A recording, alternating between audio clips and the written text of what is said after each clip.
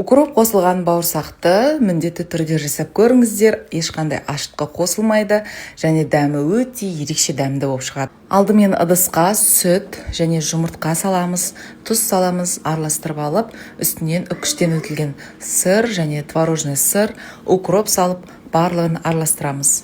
Електен өткен ұнды және де қопсытқышты салып, араластырып, жұмсақ қамыр илейміз. Иленген қамырды жарты сағатқа демалдыруға қоямыз. Сосын қамырымызды онымен жұмыс жасай отырып, жайып шығамыз, жұқалау етіп жаямыз. Жайылғанда өте оңай жайылады және формасын өз қалауларыңызша әрқалай етіп кесіп алсаңыздар болады. Қызып тұрған майда екі жағы қызарғанша қуырып пісіріп аламыз. Құрамы өте ерекше, соған сәйкес дәмі де өте дәмді болып шығады. Тез әрі оңай дайындалады.